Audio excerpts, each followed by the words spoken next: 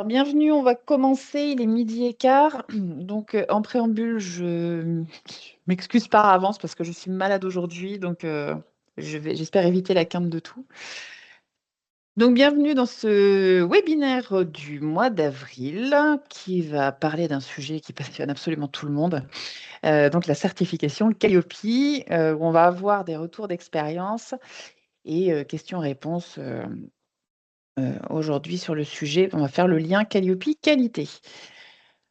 Comme d'habitude, je vais faire une petite présentation du cabinet pour ceux qui ne le connaissent pas encore. Donc, Ado Advisory est un cabinet de conseil qui est spécialisé dans l'enseignement supérieur et la recherche. On a 4 pôles principaux, donc stratégie, People qui est de la chasse de tête, Quality Accreditation qui est mon pôle, où on accompagne les écoles sur tous les sujets de qualité et accréditation. Et enfin, Information et Data, qui publie notamment l'essentiel du SUP et l'essentiel prépa, auquel n'hésitez pas à vous abonner si ce n'est pas fait. Et aujourd'hui, donc je me présente vite fait, donc Mélanie Cadar, je suis directrice du pôle Edway Quality and Accreditation pour Edway Advisory. Et mon invité aujourd'hui, que j'ai grand plaisir à recevoir, est Luc Muller, qui est responsable qualité et certification professionnelle à HEC Paris, mais également la double casquette auditeur Calliope pour AB Certification. Donc, je te laisse la main, Luc. Merci d'être là en tout cas aujourd'hui pour parler de ces sujets. Merci à tous, merci Mélanie pour ton accueil. Écoute, c'est parti pour un rendez-vous sur les retours d'expérience. Effectivement, j'ai la chance d'avoir cette double casquette auditeur Calliope depuis 4 ans et puis responsable certification professionnelle et certification qualité. Non. Attention à vos micros, s'il vous plaît, quand vous nous rejoignez, ils sont allumés. Donc, coupez, s'il vous plaît, vos micros, mais vous pouvez laisser vos caméras allumées parce que, comme je le disais en préambule, c'est toujours sympa. Vas-y, Luc, excuse-moi. Ouais, Petit je t'en détail prie. technique. Je salue tous ceux que je connais, là, que je vois souvent en web, et puis je salue les nouveaux aussi. Donc, merci de me permettre d'échanger donc sur ma pratique. Enfin, je suis sûr que vous êtes tous curieux de vous poser la question, pourquoi un responsable certification qualité se demande, souhaiterait devenir auditeur Calliope. Pour ma part, effectivement, c'est pendant le Covid, hein, je cherchais à avoir une vision plus 360 de tout ce qui était Calliope. Calliope qui à l'époque démarrait tout juste, puisqu'on va fêter entre guillemets les 5 ans de Calliope. Donc mon approche, c'était d'avoir une vision 180 degrés ou 360 si j'étais au COFRAC, si j'étais évaluateur COFRAC, mais dans un premier temps, 180 pour mieux accompagner mes collègues, pour que le but du jeu, c'est qu'on soit conforme aux attentes, aux exigences de la certification qualité Calliope. Donc, c'était pour avoir une vision globale. Et donc, il me manquait les compétences d'auditeur Calliope. Donc, je me suis permis de contacter 2 organismes certificateurs. À l'époque, ils n'étaient pas 34. Mais du coup, j'ai été qualifié pardon, par 2 certificateurs. Et aujourd'hui, je travaille avec AB Certification. Donc, sans vous raconter trop de détails, effectivement, moi, ce qui m'intéresse, c'est de faire une dizaine d'audits par an, puisque je suis salarié à 100% à HEC Paris, mais pour avoir encore une fois la vision 360 et puis mieux accompagner encore une fois tous les collègues, puisque dans la démarche qualité, beaucoup de gens sont sollicités et quand on est dans une structure de 800 salariés, c'est tout de suite des dizaines de collaborateurs à accompagner. Donc voilà, ça c'était mon envie. Et puis je me suis rendu compte, après le parcours, c'est la deuxième slide, là, je te remercie, je suis désolé, j'ai un petit problème technique qui me fait que demander à Mélanie de passer les slides. Mais effectivement, donc je suis passé par cette démarche pour être qualifié auditeur Calliope. D'ailleurs, j'ai mis Calliope à l'envers là. Du coup, c'était simplement pour vous dire, si tant est que vous soyez intéressé, et puis peut-être mettre des pouces à ceux qui pourraient l'être, ou peut-être à la fin de la réunion, me dire, bah tiens, j'ai envie d'être moi aussi Calliope. Alors, je recrute pas pour AB Certification, mais j'ai envie de vous partager, puisque le but du jeu, c'est faire un retour d'expérience. Ce qui m'anime, ce qui m'intéresse, ce qui me motive, j'ai commencé en vous le disant, d'accompagner mes collègues. Mais c'est aussi d'apprendre beaucoup. On dit souvent, quand on enseigne, on apprend. Mais selon moi, la qualité, c'est de la stratégie et c'est des opérations. Donc, quand j'audite, je comprends mieux le fonctionnement de certains OF, la stratégie. Je découvre des domaines, par exemple la petite enfance, le bâtiment, l'informatique, par exemple le no-code, hein, c'est quelque chose que je connaissais pas, la gestion, la sécurité, par exemple des travaux sur corde. Enfin, j'avais besoin, j'avais besoin de je suis assez curieux et puis je me suis rendu compte que tous les indicateurs Calliope, ils collaient à tous ces secteurs d'activité. Alors Calliope, c'est un outil, c'est jamais parfait, mais je me suis rendu compte que ça remplaçait des certifications préalables qui n'avaient pas toute cette approche globale. Et donc, j'ai vu que l'outil quand même, ou la certification qualité, Calliope, ça remplaçait Et merci, hein, merci collègue. Ah, attention à vos micros. Ça Ok, voilà. remplaçait au PQF, ça avait une vision plus large, c'était complémentaire à ISO, par exemple. Enfin, j'ai appris énormément grâce à ce rôle d'auditeur Calliope et ça me permet aussi d'expliquer autrement, de donner du sens. C'est ça ce qui m'intéressait, c'est souvent quand je suis évalué, et je l'évoquerai tout à l'heure, quand on est auditeur, c'est une prestation de service pour un organisme certificateur et on est évalué nous-mêmes. Donc, quelque part, moi, je m'entraîne à être toujours un meilleur auditeur, hein, puisque, encore une fois, à la fin de la journée et demie en moyenne, hein, on va le voir tout à l'heure, mais la journée moyenne en audit, on est évalué et il n'y a pas que l'auditeur qui évalue la conformité aux exigences, aux éléments, aux indicateurs, mais nous-mêmes, on est évalué. Donc, pour le devenir, c'est un processus assez classique, hein. Donc l'idée, c'est l'entretien, c'est vérifier qu'on a une expertise de métier, parce qu'effectivement, des auditeurs, il peut y avoir des ingénieurs, des qualiticiens, mais l'idée, c'est de connaître, je suis sûr que vous avez tous rencontré des auditeurs qui étaient soit experts du métier, enfin du secteur de la formation, mais aussi d'autres profils, et ça peut être intéressant, mais c'est vrai que quand il y a quelqu'un qui ne connaît pas bien le monde de la formation, on a l'impression de revenir aux fondamentaux, ce qui n'est pas toujours très confort. Donc, on apprend beaucoup de choses, hein, pendant cette formation qui dure plusieurs jours, hein. Effectivement, c'est très cadré, très normé, très réglementé, hein. Vous savez que le COFRAC veille au grain. Donc, en gros, on a une formation sur la réglementation, la posture, mettre du sens, mettre à l'aise. Ça, c'est hyper important parce que tout le monde est très stressé, hein, dans cette audit. Donc, l'idée, c'est d'accompagner au mieux pour que ce soit un moment qui soit le plus, où tout le monde puisse apprendre quelque part de ce travail-là, hein, qui est un vrai intérêt. Donc, au début, on est observateur, puis on est auditeur, et puis du coup, il y a des débriefs systématiques. Là aussi, comme je vous disais, on est dans l'amélioration continue.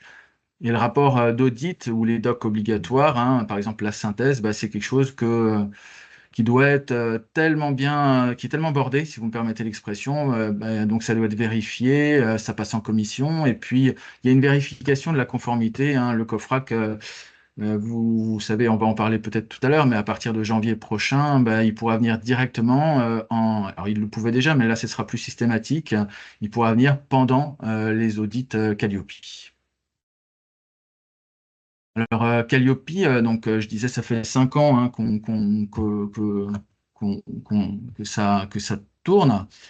Donc, aujourd'hui, on est à la V9. Peut-être qu'on abordera après le futur de Calliope, mais moi, ce que je souhaite dire si on regarde la slide sur les 32 indicateurs, on se rend compte que l'apprenant, il est au centre de la démarche, hein. Quand même, on se rend compte que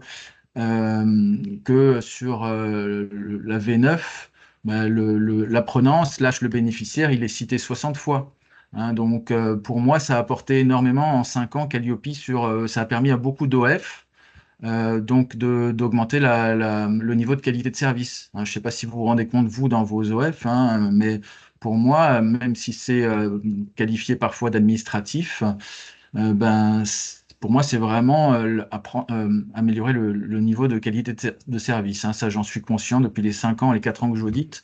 J'ai vu des transformations considérables. Ce qui m'a donné du sens aussi, hein, je vous l'ai dit deux, trois fois déjà, c'est la prise en compte effective et formalisée du handicap, hein, à travers le 1, 4, 10, 26, principalement.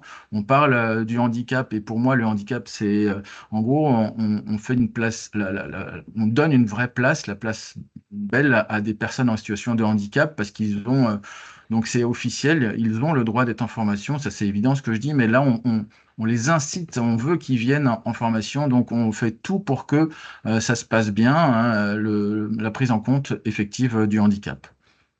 Après, ce que j'aime aussi, moi, dans Calliope, c'est que ce qui a du sens plutôt que d'aimer, hein, je suis pas là pour aimer, mais c'est opérationnel, quoi. Un calendrier, par exemple, pour peu qu'il réponde aux objectifs de la formation, ben, c'est un élément de preuve, hein. Je fais un hashtag indicateur 6.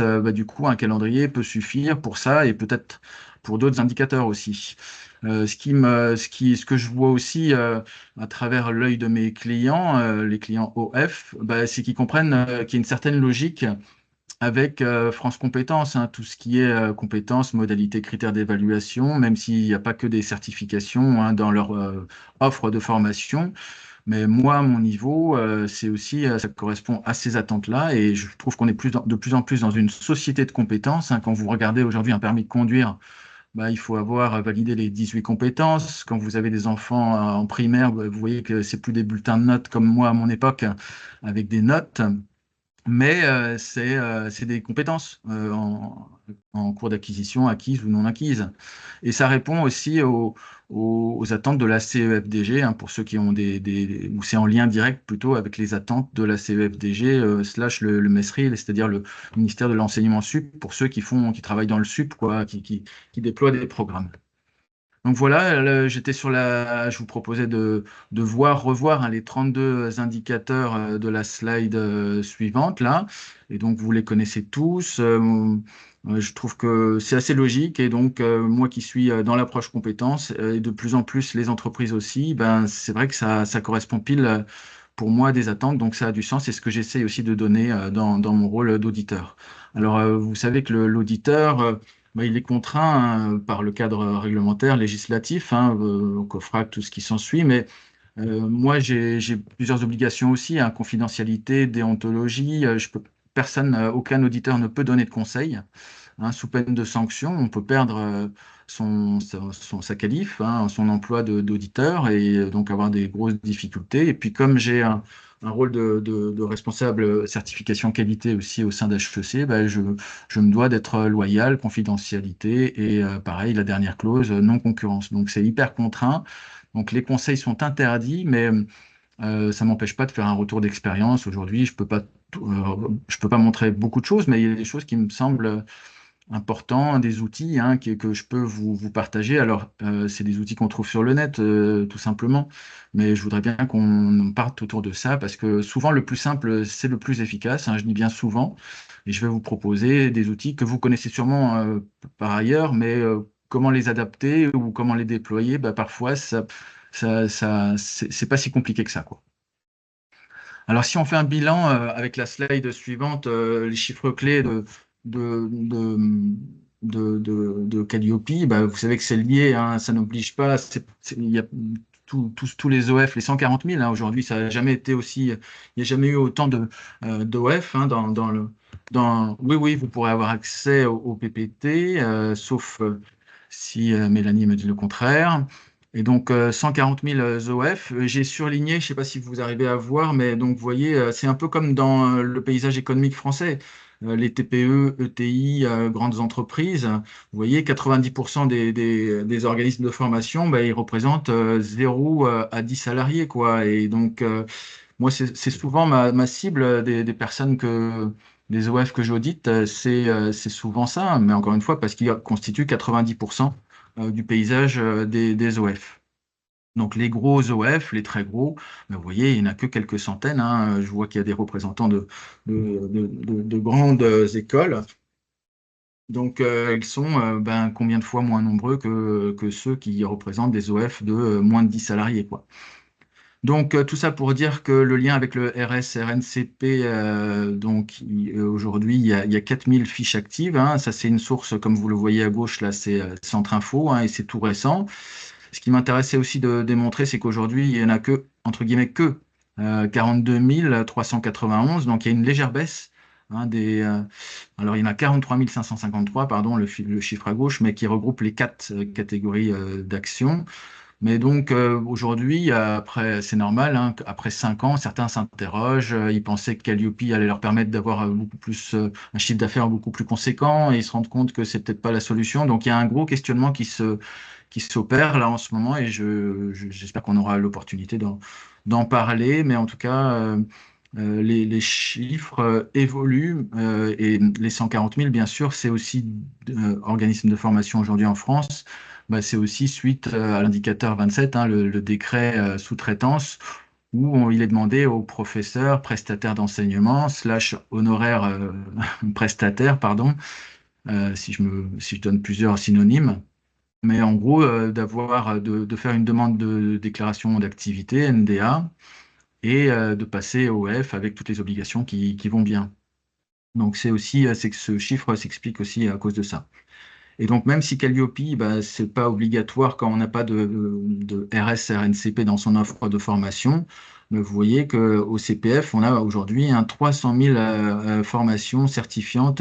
Donc ça aussi, c'est un chiffre hyper important. Donc, vous avez tous connaissance, hein, vous pourriez avoir connaissance de cette information-là, mais je vous laisse surfer sur cette actualité. Je trouve ça hyper riche, hyper intéressant aussi, et ça permettra peut-être de poser des questions à l'issue. Si on regarde sur la slide suivante, Attends, moi, excuse-moi, juste, je t'interromps parce qu'on a une question, là, je ne sais pas si tu as vu ah, dans la non, conversation. Rim qui demande si on est auditeur Calliope, on est invité à auditer des OF dans le même secteur d'expertise de l'auditeur. Donc, comment faire pour qu'il n'y ait pas de conflit d'intérêt ou de concurrence? d'accord.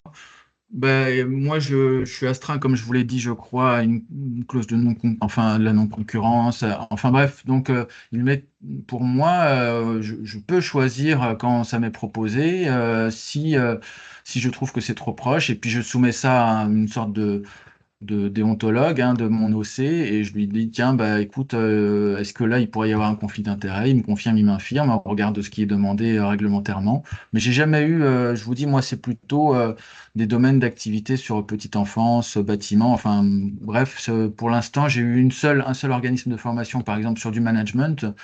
Mais est-ce qu'on peut dire que à partir du moment où on fait du management, moi, je ne peux rien dire, j'amène aucune ressource. Donc, pour moi, je fais très attention à ce qui est zéro conflit d'intérêt. Pour moi, c'est pas possible. Dès lors qu'il y en a un, je refuse. Si c'est plus clair dans mon deuxième niveau de réponse, est-ce que c'est plus clair ou pas? Bon, Oui, c'est le temps que j'allume mon micro. oui, Oui, c'est pardon. plus clair, mais du coup, c'est à la discrétion de l'auditeur d'évaluer le degré de concurrence ou de conflit d'intérêt et de ne pas accepter quand Ouais. on juge qu'il y a un risque. Ouais. C'est aussi en lien avec l'OC, hein. On va pas dire bah tiens c'est trop proche. Moi si j'ai une question, comme je vous l'ai dit, bah, je dis tiens est-ce qu'il n'y a pas conflit d'intérêt là? Je me pose la question toujours, c'est systématique, hein, dans ma logique. Euh, donc et je la pose aussi à l'OC avec qui je travaille, à l'organisme certificateur là, pour être sûr qu'il y ait zéro risque qu'on soit rattrapé par le COFRAC, parce que je veux pas prendre de risque par rapport à ça. C'est bien. Merci. Oh, je vous en prie. Ok, donc là aussi, ce qui m'intéressait au travers des chiffres clés du CPF, ben, c'est que enfin, par rapport à moi, ce que j'ai connu il y a quelques années, où quelque part, tous ceux qui se formaient, c'était des cadres dirigeants. Alors, ça n'empêche pas que ça continue, hein, mais qui avaient déjà des bacs plus 6 ou bac plus 5, par exemple, donc des niveaux 7. Ben, pour moi, ça m'intéressait de voir aussi que quelque part, ben, il y avait plus de non-cadres qui se formaient. Que c'était sur des actions de formation pour la création d'entreprise, parce qu'il faut accompagner pour éviter les défaillances. Enfin bref, tout ce que vous voyez dans les demandeurs d'emploi, on les accompagne aussi. Il va y avoir plus d'abondement aussi à partir de maintenant. Enfin bref, tout ça, ça sert l'employabilité, hein. C'est ce que je veux dire par là, c'est que le retour à l'emploi, l'employabilité, les évolutions pro. Donc pour moi, ça cadre plus avec ce que j'imagine de la formation continue. Alors ce n'est que mon avis, mais moi je pars là-dessus. Je dis que la formation, ces fonds de formation doivent aider à l'employabilité, au retour à l'emploi, évolution. Donc pour moi, sans être parfait, parce qu'encore une fois, rien n'est parfait en ce bas monde, mais ça aide à ceux qui pourraient avoir besoin de développer leur employabilité ou de faire un retour à l'emploi. Alors, si on peut passer à la slide suivante, hein, et puis on parlera tout à l'heure de la CDC, hein, la Caisse des dépôts et consignations, qui nous contraint plus qu'autre chose, qui est le bras armé hein, de France Compétences et qui permet une certaine régulation. Alors, la suivante, hop. La suivante, ouais, ce qui m'intéressait de vous montrer aussi, ça correspond à ce qu'on a déjà vu, mais en gros, vous voyez sur le portail dédié, mon compte formation, il y a 13 267 organismes de formation, là en haut en jaune, hein, et qui déploient 185 000 formations différentes. Bref, tout ça pour dire que il faut relativiser entre les 140 000 OF en France hein, et ceux qui sont Calliope et ceux encore, si on prend l'entonnoir, ceux qui vont vraiment sur mon compte formation, quoi, tout simplement. Donc, je trouve que c'est hyper intéressant de relativiser, de faire un entonnoir pour déterminer qui exactement fait quoi, qui peut bénéficier de tout ce qui est fonds mutualisés ou institutionnels. Alors, si on revient un instant sur Calliope, les 32 indicateurs, donc la slide suivante, la slide 7, bah, en fait, j'avais envie de vous proposer les liens parce que pour donner du sens, il faut aussi donner du lien. Donc, je vous propose, alors parfois c'est un peu, vous ne verrez pas automatiquement le lien entre chaque indicateur. Par exemple, le 1, pour moi, il est associé au 2, 3, 2, 3, 11, 26. Vraiment, c'est pas une technique qui m'a été donnée par mon OC, c'est moi qui observe et je vous propose ça, mais c'est critiquable. Pour moi, je vois les liens, peut-être que vous les verrez pas, vous verriez d'autres, donc ça peut amener un échange, mais bon, bref. C'est une proposition, c'est un outil, et encore une fois, un outil n'est jamais parfait. Donc, à travers ce schéma, bah, vous voyez au centre, il y a le 17, hein, c'est celui qui, si je peux expliquer hein, la visualisation, moi aussi, je vais sur des outils IA, hein, c'est pas réservé qu'à des jeunes. Hein. Donc, je voulais voir la visualisation, ce que ça donnait. Donc, vous voyez, j'ai utilisé cet outil pour déterminer que le 17, il est au centre de tout. Bah, le 17, hein, si vous vous rappelez, c'est tous les moyens techniques, humains, matériels qui peuvent être déployés pour que la formation se passe bien. Aussi bien, bien sûr, dans un organisme tout petit que une grande école avec des milliers d'apprenants. Donc, pour moi, ça correspond. Hein. Comme je vous disais tout à l'heure, il y a 60 occurrences de l'apprenant au centre du guide de lecture.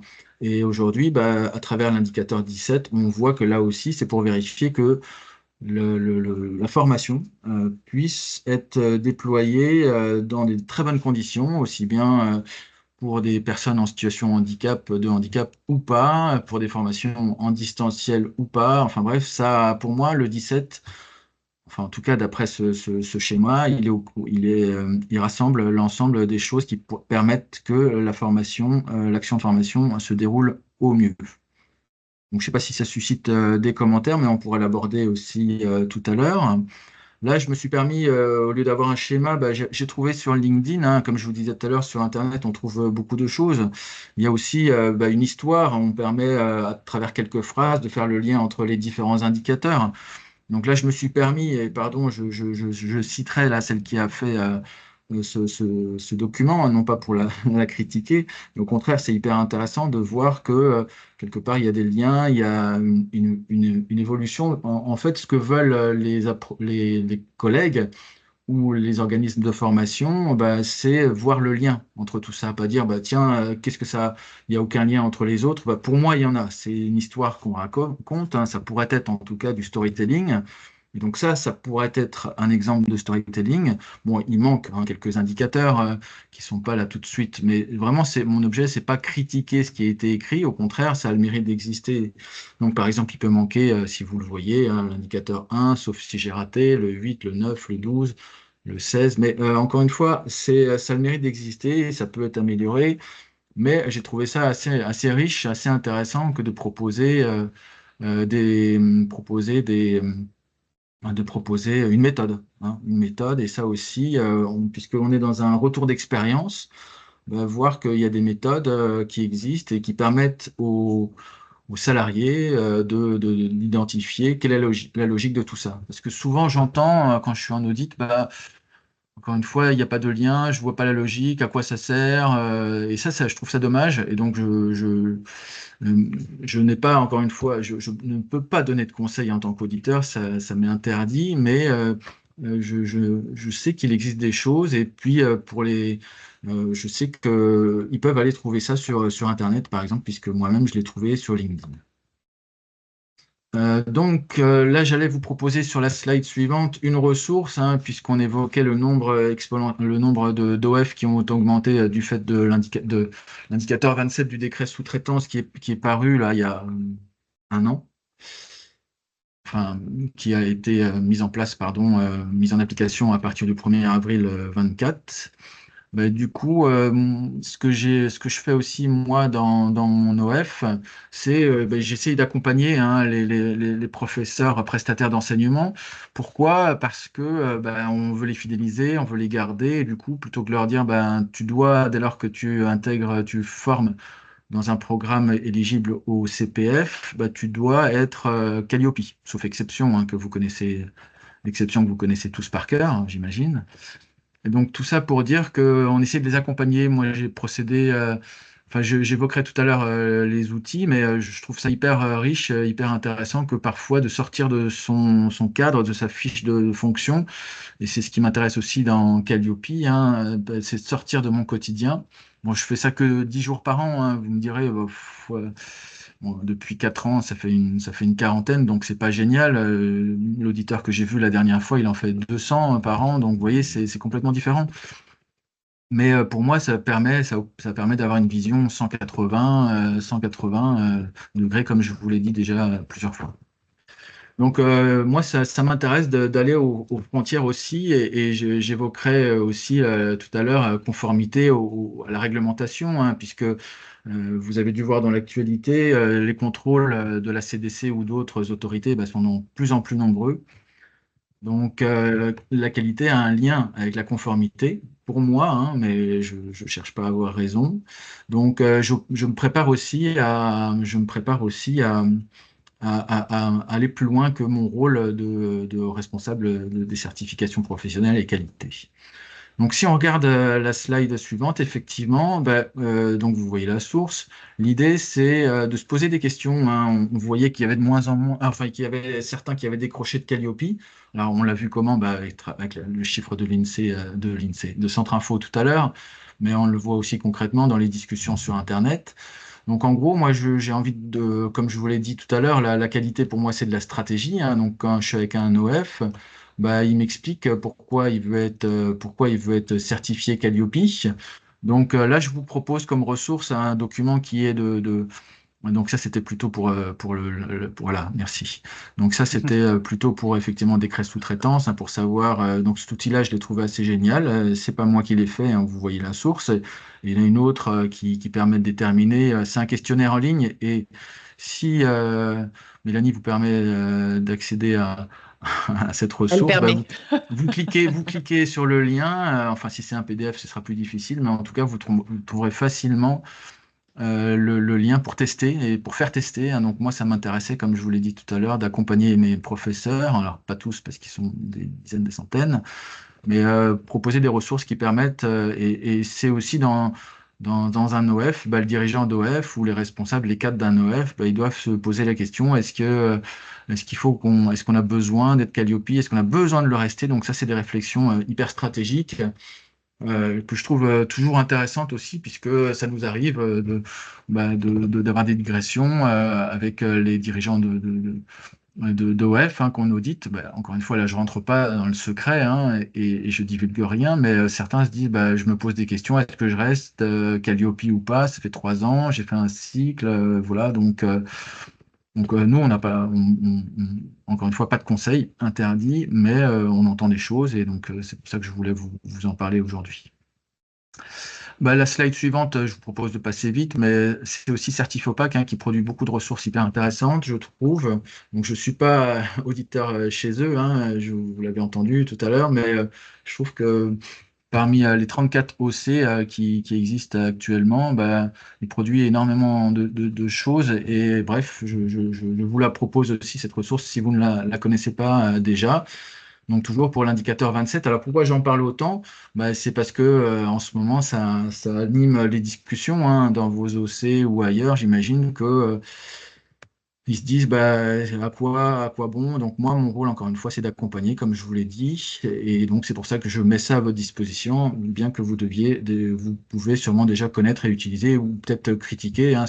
Encore une fois, c'est un outil, donc c'est critiquable. Alors, si on passe à la slide suivante assez vite, enfin, pardon, c'était pour vous dire qu'effectivement, moi, je voyais le lien aussi pour les indicateurs 5 et 11, hein, notamment pour tout ce qui est objectifs, compétences opérationnelles et évaluables. Ben, ça me paraissait important de faire un petit focus. Comme je vous disais, j'accompagne aussi mes collègues dans mon organisme de formation. Hein. Je ne fais pas ça quand je suis en audit. Mais pour que ça corresponde aux attentes, aux exigences indicateurs 5 et 11, bah, c'est vrai que certains confondent l'objectif pédagogique ou formation. Donc là, je propose quelque chose que j'ai pris dans une ressource aussi, hein, que je mettrai à votre disposition. Et c'est vrai que certains, bah, parfois, ils oublient hein, le caractère évaluable du parcours de formation. Et quand j'ai fait une formation à Centre Info, bah, j'ai trouvé la slide du dessus, là, enfin celle-là que vous voyez là sur la partie supérieure. Je me suis permis de la reprendre. Bah, c'est vrai que j'aime bien utiliser cette définition et il faut que ce soit opérationnel. Donc France Compétences pourrait vous dire à visée professionnelle, le geste avec un résultat attendu.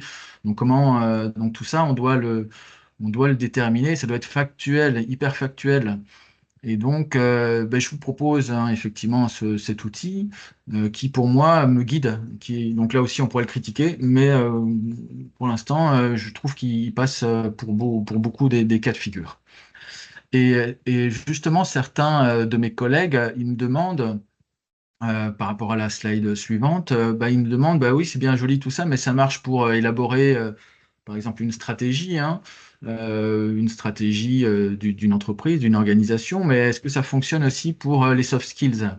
Alors j'avais aussi envie de vous proposer cet outil-là parce qu'effectivement, bah, il y a des degrés bah, je ne sais pas si vous en êtes là et si je m'écarte un peu, mais moi, pour moi, je suis toujours dans le retour d'expérience pour avoir identifié ça et c'est pas moi qui l'ai fait non plus. Mais quelque part, vous voyez, on demande de plus en plus, si vous regardez les offres d'emploi, bah, là aussi, j'ai envie de vous dire, on est dans une société de compétences. Pourquoi? Parce que, mis à part tout en haut, tout en bas de l'annonce, il y a marqué bah, école de commerce, école d'ingénieur, école de je sais pas quoi. Et puis tout le reste, c'est des compétences attendues ou une description, mais il y a toujours des compétences. Alors, qui sont pas toujours rédigé comme France Compétences l'attend, mais ça tombe bien, France Compétences ne régit pas tout encore. Donc tout ça pour dire que donc, il y a 80% dans l'offre d'emploi, il y a 80% de compétences. Donc moi, c'est ce qui m'intéresse. Et bah, de plus en plus, si vous regardez les besoins des recruteurs, bah, c'est des soft skills qui sont attendus en partie. Et moi, j'ai envie de vous proposer, bah, si vous déployez dans vos actions de formation, si vous identifiez des compétences soft skills, pardon, qui sont acquises hein, pendant la formation, ça peut être du coaching ou n'importe quoi, du management, enfin bref, là, je vous propose cette roue. Et après, on peut élaborer plus facilement, selon moi, les critères versus les modalités d'évaluation qui sont encore une fois attendus. Donc, je trouvais cet outil hyper intéressant maintenant. J'espère que ça va être le cas pour vous aussi. Alors, je parle beaucoup, mais avant de pouvoir échanger et interagir, bah, c'est vrai que ce que j'ai vu aussi, moi, le retour d'expérience, les meilleures pratiques hein, que j'ai pu observer, c'est même si on n'est pas auditeur interne, c'est-à-dire qualifié slash compétent ou formé pour être auditeur interne, bah, parfois les dirigeants, ils font l'exercice eux-mêmes, ils se prennent à un moment où ils vont eux-mêmes vérifier tout cela. Donc, j'ai trouvé ça toujours enrichissant, toujours intéressant de voir que dans des petites, moyennes, grandes structures, ils mettaient en place un audit interne ou un audit fait par l'OC. Hein. Vous savez que il y a des audits à blanc qui peuvent être organisés par des OC. Donc, c'est moins long, c'est moins cher qu'un audit, mais parfois, ça permet de rassurer. Et je trouve que c'est une idée intéressante. Alors, un process, souvent, les entreprises me disent, ouais, je suis pas qualiticien, j'ai pas envie Je sais pas processer. J'ai peur que l'auditeur il se moque de moi ou je sais pas faire ou bref. Donc moi je propose ce que disait, je répète ce que dit Monsieur Vidélec, hein, qu'on trouve aussi sur LinkedIn, hein, que je trouve expert et je trouve que c'est hyper intéressant. Donc un process oui, et vous trouverez plein de modèles sur Internet, des logigrammes par exemple. Mais pourquoi un process? C'est pas en faire 36, hein, si vous me permettez l'expression. Moi je réduirais le nombre de process à la définition que vous voyez ici, hein, s'il permet de maîtriser un risque, d'homogénéiser les pratiques, de conserver une information clé pour l'organisation qui pourrait, au risque qu'elle soit perdue, quoi. Donc ça, je trouve ça hyper riche, hyper intéressant comme définition. Vous me direz peut-être tout à l'heure ce que vous en pensez, j'espère en tout cas. On a effectivement partagé l'explication adaptée pour chaque indicateur, c'est-à-dire on va les voir sur une plateforme, chez un OC par exemple, ce qui dit de l'organisme, enfin, je veux dire, il faut regarder plusieurs organismes certificateurs, comment ils définissent la réponse aux exigences. Alors, normalement, c'est toujours la même et on fait référence au guide de lecture, mais parfois, vous avez des interprétations. Et donc, je les invite, tous mes collègues, parce que ce que je dis, par exemple, je peux pas, parfois, c'est pas, ça peut ne pas être clair hein, dans ma bouche. Et du coup, je les invite à aller voir ce que dit Certifopac, par exemple, pour tel indicateur, pour être sûr, quelque part, que ce que je dis, c'est cohérent quelque part. Et ensuite, pour parfois, en changeant la méthode, on peut apprendre, on peut mieux comprendre hein, l'exigence. Un PAC, un plan d'action qualité, là aussi, tout le monde ne le fait pas, mais moi, je trouve ça assez formidable. Il y a des outils qui existent sur Internet. En fait, on dit comment ça correspond à tout ce qui est amélioration continue, hein, le 30, 31, 32. Mais c'est assez génial de faire un plan d'action qualité. Et déjà, l'auditeur va vous regarder avec des yeux brillants. Hein. Ça, c'est génial. Comme pour un process.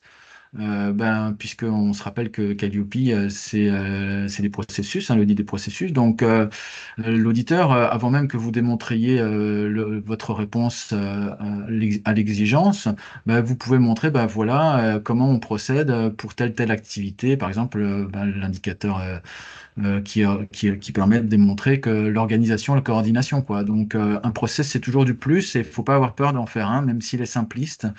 Il sert à être partagé notamment et à échanger les bonnes pratiques. Des éléments de preuve, on va en parler tout à l'heure. Un des outils de la qualité, c'est les 5 pourquoi. Donc là aussi, je vous en propose un. Une to-do list, et puis un outil que j'adore, moi, hein, personnellement, c'est dès lors qu'on écrit à quelqu'un, il faut se mettre à sa place. Le CQQ, c'est occupé. Donc, en gros, qui, quand, quoi, comment ou pourquoi, hein, répondre dans le mail qu'on envoie à ses collègues, pouvoir répondre à ce qu'on écrit, ça doit répondre à ces questions-là pour éviter qu'il y ait des allers-retours, pour pas que je sois appelé 36 000 fois. Tiens, j'ai pas compris ce que tu as voulu dire. Donc, ça, c'est un outil qui peut aider. Alors, je parlais d'outils à intelligence artificielle. J'en ai découvert un récemment, là, assez extra, je dois avouer, hein. Il s'appelle Giad2C, pardon, ou voilà, Giad2C. En tant qu'expert, ils m'ont sollicité pour que je bêta-teste quelque part leur application. Bon, il n'y a pas de contrat avec eux, mais en tout cas, je voulais vous dire que si certains, ça peut les intéresser. Donc, cet outil, il consiste en quoi? À montrer la pertinence. En fait, vous avez des éléments de preuve, vous l'intégrez dans une IA qui est fermée, donc qui n'est pas partagée au monde entier. Et en gros, elle vous dit, oui, non, ça correspond aux exigences de France Compétences. Alors, c'est l'IA, donc on peut avoir pour moi, ce que j'ai trouvé ça hyper pertinent. Maintenant, il est en bêta test, donc voilà, c'est un des outils, mais il y en a d'autres. Vous me direz d'ailleurs tout à l'heure si vous en connaissez d'autres. Tout ce qui peut aider aussi les collègues ou les clients, ce que j'ai pu observer, hein, effectivement, c'est la traduction de l'exigence, un glossaire, expliquer ce que c'est, les délais, les modalités d'accès dans leurs mots à eux. Et ça, c'est assez génial parce que ils disent, ah bah oui, moi, ça correspond à tel document, donc ça a l'air tout bête et ça l'est. Mais ça peut ouvrir des portes là où certains étaient fermés par rapport à des termes qui peuvent être, c'est vrai que quand il y a le prestataire, je sais plus de 90 fois dans le guide de lecture, on peut se dire au bout d'un moment, le prestataire. Donc tout ça, il existe des glossaires, mais je vous invite aussi j'invite aussi, pardon, à utiliser, à proposer à ses collègues un glossaire ou une foire aux questions ou des dossiers partagés sur le handicap, puisque comme je l'ai évoqué tout à l'heure, le handicap embrasse plusieurs indicateurs, 4, 10, 26 pour les principaux, et puis la réglementation liée au champ de la formation, du champ réglementaire, pardon, de la formation, c'est vrai que c'est hyper. Donc autant se le partager pour l'interprétation qu'on peut en avoir, et ça on le démontre le jour de l'audit, ça te tombe bien. Tiens, regardez, on partage, on exploite, il y a toujours les verbes, c'est toujours eux qui guident, selon moi en tout cas, l'exigence, donc réaliser une veille et l'exploiter. Après, ce que j'invite aussi mes collègues à aller voir sur Digiformat, où nous, on utilise des outils qui peuvent nous aider, par exemple pour l'URSSAF. Vous savez qu'on doit démontrer que nos prestataires d'enseignement, ils sont à jour, par exemple le casier judiciaire. Donc il y a plein de ressources comme ça qu'il faut démontrer. Et donc nous, plutôt que de le faire à la main, on utilise cette solution-là. Je fais pas de pub, j'ai pas d'action là non plus. Mais c'était pour vous donner un exemple de solution qui existe pour gérer les prestataires. Moi-même, ce que je fais, je suis les experts, que j'en cite quelques noms là, et peut-être que vous en reconnaîtrez. Et puis, je crois il y a peut-être des gens dont ces personnes sont les collègues, ces experts sont les collègues, que je salue au passage. Donc, moi, ma veille, elle est quotidienne et elle se fait aussi grâce à des posts sur LinkedIn ou ailleurs. Et notamment un comparateur de dossiers, d'organismes certificateurs. Vous trouverez ici les 34. C'est Steve Vanness que je recommande. Je recommande aussi la lecture de ses posts. Franchement, tous ces gens-là, c'est un niveau extra, quoi. Donc, moi, ça m'aide aussi. Vous voyez, ça fait 5 ans que je baigne dedans, mais toujours pour être meilleur dans mon activité et mieux conseiller mes collègues, je redis bien, je fais ainsi. Donc, je procède quand même à une lecture régulière de ces articles-là. Et puis, comme vous le savez, heureusement ou malheureusement, ça évolue, les contrôles, les exigences, c'est notre quotidien. J'ai encore 2 slides à vous montrer. Donc la suivante, c'est une proposition, mais ça ne va pas changer votre vie, mais je trouve ça assez, comme je vous le disais tout à l'heure, le plus simple, c'est souvent le plus efficace. Donc, vous voyez, ce que j'ai pu repérer, c'est que effectivement, chaque fois, on met le nom. Bon, vous faites tout ça, j'en suis convaincu. Mais là où j'ai trouvé intelligent aussi, c'est les mails. Plutôt que de mettre tous les mails qu'on peut avoir qui démontrent, par exemple, pour l'indicateur 9, qu'on a convoqué l'apprenant. Hop, on met une couleur sur le mail. Donc, vous voyez, ça évite de faire des copier-coller de dizaines, de centaines de mails.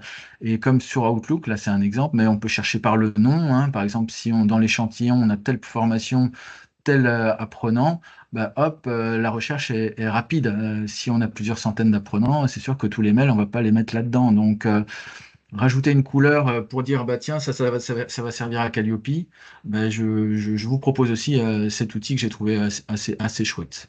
J'ai mis un cœur, je me suis permis cette fantaisie. Pourquoi? Parce que dès lors qu'on montre qu'effectivement qu'il y a une organisation, qu'il y a des process, qu'il y a des choses comme ça, l'auditeur forcément il va se dire bon là il y a une démarche homogène qui concerne l'ensemble des départements s'il y a plusieurs départements slash direction BU d'un OF. Donc pour moi tout ça c'est des outils partagés. Dès lors que c'est partagé, c'est de la qualité, et donc dès lors qu'il y a un process, même s'ils sont peu nombreux, je vous proposais tout à l'heure de n'en faire que pour les activités dites critiques ou principales. Donc, dès lors que c'est organisé, que c'est homogénéisé, que c'est pratiqué, c'est-à-dire que ce qu'on a formalisé, on le démontre, et ce qu'on démontre, on l'a formalisé, ça peut qu'aider à être dans le sens des exigences. Ça ne suffit pas, mais ça aide. La dernière slide que je vais vous proposer de regarder, je vous disais tout à l'heure, c'est le lien entre les certifications ou la certification qualité qu'on connaît, là, Calliope, et les contrôles. Alors, ce tableau-là, je l'ai actualisé, il faudrait que je le réactualise un peu, mais vous voyez, il y a des référentiels Vous allez me dire, c'est quoi le lien entre Calliope où parfois les auditeurs vont trop côté réglementaire? Ben, il y en a pas, hein. Effectivement, un auditeur ne doit pas aller sur le champ du réglementaire.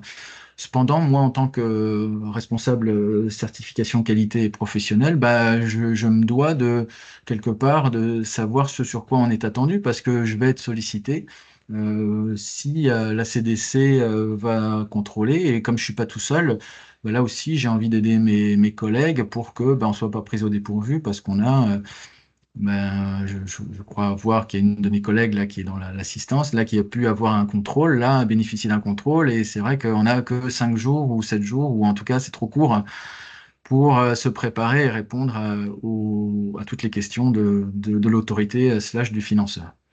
Donc je vais finir là-dessus parce que il reste qu'un quart d'heure, donc ça me paraît important qu'on échange et c'est ça ce qui m'intéresse aussi, c'est l'interaction. Pareil quand je suis auditeur, interaction avec les clients. Donc sans que vous soyez des clients, bah, je veux bien si Mélanie est toujours d'accord, bah, qu'on passe au volet questions-réponses.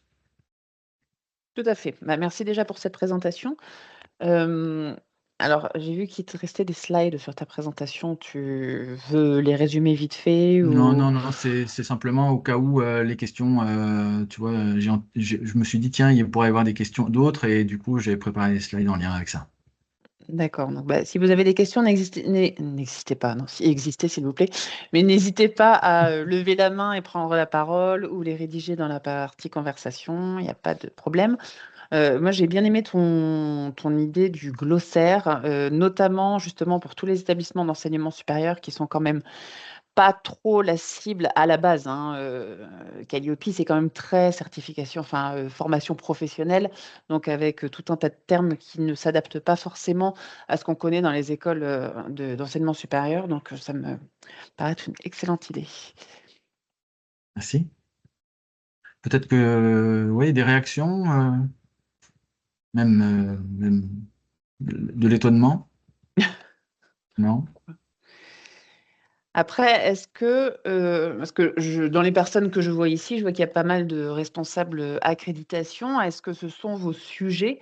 Est-ce que Calliope dépend de votre périmètre ou pas déjà? Fatia dit oui.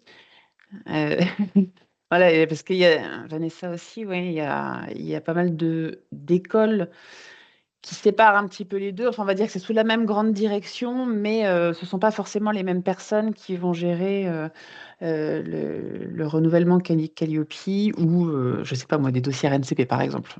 C'est pour moi ce qui se rapproche le plus.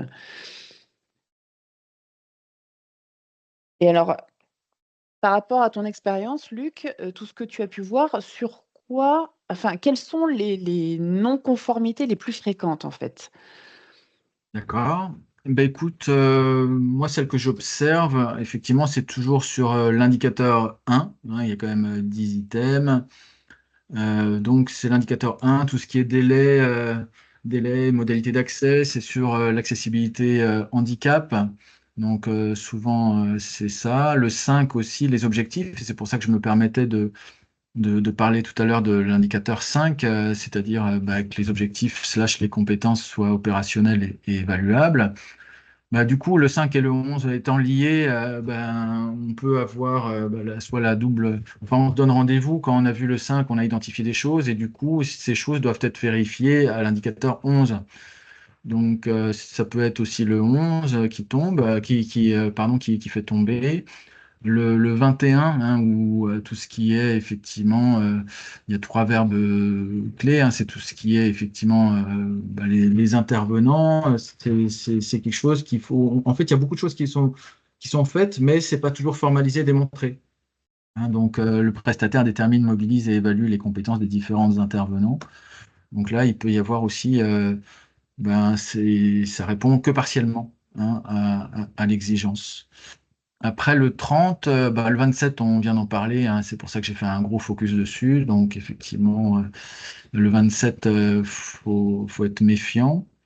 Et le 30, bah, je peux avoir la surprise donc il y a quatre parties prenantes, si je puis dire. Bah, tout ce qui est pédago, on ne voit pas de remontée formalisée. Bien sûr, hein, c'est fait, c'est effectif, il y a toujours des bilans, mais c'est pas formalisé comme on démontre. Donc, ce que demande, ce qui est pénible pour certains dans Calliope, c'est effectivement, on peut pas démontrer. Donc, du coup, ben, là, il peut y avoir aussi non-conformité. Donc, c'est ce que je constate majoritairement, je dirais, ces indicateurs. Le 26, bah, il n'est pas toujours compris, c'est-à-dire sur le handicap. Hein, certains fournissent une liste des structures en lien avec le champ du handicap, mais vous voyez, c'est essentiellement ça. L'idée, c'est vraiment, ils n'ont pas toujours dans leur réflexion que c'est fait au cas où une personne en situation de handicap aurait une difficulté, bah, les solliciterait. Bah, il y a tous ces partenaires qui peuvent les aider pour mettre en place des dispositifs, pour les accompagner. Donc le 26, je dirais qu'il est traité. Il y a pas beaucoup de non-conformité, mais il est pas, c'est un qui manque encore quelque part en termes de compréhension. Mmh. Et est-ce que tu considères que, parce que beaucoup d'écoles, voilà, considèrent Calliope comme une charge supplémentaire, il faut rassembler toutes ces preuves, faut créer plein de documents qu'on n'a pas. Est-ce que tu as quand même des retours d'organismes qui y voient quand même un avantage, tu vois? Dans le sens: «Ah bah, ça nous a permis justement de prendre conscience, de certains manquements». Là, tu parles du handicap, c'était un bon exemple, mais, est-ce qu'il y a d'autres choses comme ça qui ressortent? Ouais, comme je disais en préambule, effectivement, j'ai l'impression, et souvent on me le dit, qu'effectivement, même si c'est lourd administratif, hein, tous ces adjectifs qu'on pourrait de ce même champ lexical, bah, ils ont l'impression que quand même ils ont amélioré leur qualité de service, hein, leur retour, en termes de satisfaction, de suivi, d'expérience client aussi quelque part. Ça se voit dans les enquêtes de satisfaction. Donc pour moi, effectivement, c'est une avancée, hein, c'est du quali et c'est mettre l'apprenant au centre du dispositif. Donc tout ça, c'est joli à dire, mais je le constate. Hein. Donc je suis content de voir que ben, on sert. Alors ça, c'est mon point de vue, hein, mais je peux me tromper sûrement, mais quelque part, ça sert l'employabilité. Ça sert l'évolution pro et tout ça. Donc, dès lors qu'on raisonne en compétences, dès lors qu'on fait les liens avec France Compétences, dès lors que et les liens avec les opérateurs qui vont contrôler quelque part, alors il n'y a pas toujours de lien, mais quelque part, il y a une logique. Donc, ouais, je vois pour moi, il y a une vraie évolution et c'est pour ça que c'est pas que du contrôle, c'est pas que lourd. Et comme j'ai essayé de vous le démontrer, on peut au fil de l'eau. Et puis maintenant, tout le monde est habitué à Calliope, hein, ça fait plus de 5 ans. Donc quelque part, de cocher, de mettre une petite couleur sur les mails qu'on envoie, qu'on reçoit, de systématiquement mettre sur l'outil, plutôt que tout le monde s'y prend au dernier moment et qu'ils en peuvent plus et qu'ils sont stressés les semaines qui précèdent l'audit. Je dirais que ça a évolué comme ça, les pratiques Oui, il aussi. faut intégrer les processus, voilà, de manière Yes. continue, bah, comme tous les processus qualité, j'ai envie de dire, hein. C'est pas juste au moment, du renouvellement d'une accréditation, d'un label ou d'une certification qu'il faut se bouger, en fait. Donc on a 2 questions dans la conversation. Donc Saad qui dit: «Pour l'indicateur 1, il est mentionné dans le guide pour la catégorie VAE, les contraintes et exigences de la démarche sont clairement formalisées et communiquées, notamment blablabla. Concernant les diplômes de l'éducation nationale, les modalités d'études personnalisées, partie intégrante de la recevabilité, sont communiquées. Concrètement, comment présenter cela sur un programme afin qu'il soit conforme?» S'il vous plaît. Euh, Écoute, la question est assez technique. Je veux bien échanger avec Saada, pardon, pour répondre parce que je pense que ouais, c'est assez technique. Ça peut prendre un peu de temps, donc je veux bien et à la limite, je partagerai avec tous ceux qui pourraient être intéressés. OK, donc pas de souci. Hop. Et on a Laurie qui dit: «Bonjour, si formation adossée au RNCP et donc pièce demandée pour valider, les candidatures, le positionnement est-il obligatoire en plus du check des pièces?» Bah, le check des pièces, effectivement, bah, il y a un lien avec donc l'indicateur 8, c'est tout ce qui est positionnement. Effectivement, il faut vérifier que tout ce qui a été vu, notamment dans l'indicateur 4, ben, corresponde, hein, en termes de prérequis. Par exemple, s'il faut S'il faut, je sais pas, un niveau de français, hein, je dis n'importe quoi, ou un niveau de langue étrangère, ben, on vérifie par tous ces biais-là. Mais donc, ouais, toutes ces pièces, parce que j'ai l'impression qu'il évoquait des pièces hein, quand dans sa question. Oui, c'est hyper important. Et ça, il faut le démontrer qu'on a vérifié. Et le lien avec l'indicateur 4, bah, c'est de dire, c'est non seulement les prérequis, mais en termes d'attente objectif, ça a été vérifié au 4, mais ça peut être confirmé à travers le 8. Ouais. Oui, est-ce que ça répond à votre question? N'hésitez pas. Oui, merci. Je vais compléter un petit peu. En fait, ma question aussi, c'était, donc là, vous me confirmez que en fait, l'analyse des prérequis, s'ils sont OK ou pas, ça peut être assimilé, en fait, au positionnement? Ouais, le positionnement, c'est aussi pour des groupes de niveau, c'est-à-dire qu'en fonction, par exemple, quelqu'un qui doit faire une formation en finance, si ça se trouve, il a déjà un niveau, donc est-ce qu'il va participer à tout? Est-ce qu'il va être dans le groupe d'effort? Est-ce qu'il va être, vous voyez, donc ça permet de contribuer aussi à cet indicateur de déterminer dans quel groupe il peut aller. OK, donc pas besoin de questionnaire en plus ou quelque chose en plus quand on analyse une candidature, qu'on regarde les diplômes et cetera. Il n'y a pas besoin d'aller encore plus loin, pour, voir un peu le degré de, connaissance sur des compétences et cetera. Ça peut suffire? Ah bah, si ça, pour moi, c'est lié avec l'indicateur 4. On vérifie vraiment que les attentes slash les objectifs correspondent à ceux de la formation, les attentes de l'apprenant. Et bah après, est-ce qu'il y a des groupes de niveau ou pas? Est-ce que le positionnement, vous voyez, il doit être déterminé par, ça dépend aussi de tellement de choses, mais le positionnement, il doit être étudié, c'est assez évident, notamment quand il y a des groupes de niveau. OK, merci. Alors, il nous reste quelques minutes. Il y a une question qu'on avait reçue dans le questionnaire qu'on avait partagé, qui était sur la nécessité ou pas de rédiger des process. Ouais. Alors là, c'était vraiment pour le lien qualité.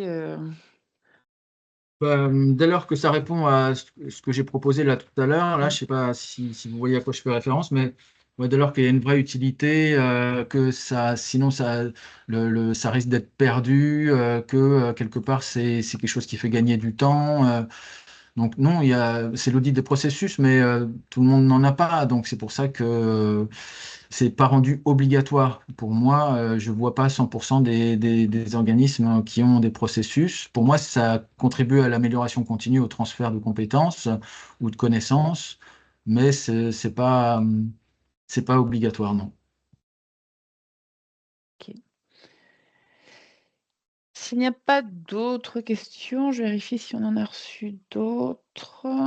Ben non. Après, tu as tout évoqué déjà, donc après, si on part plus sur l'aspect qualité que Calliope, quels sont les fondements vraiment de la qualité, quoi? C'est comment tu définirais ça et comment tu le découperais? Tu as exactement 3 minutes pour le faire. Bah écoute,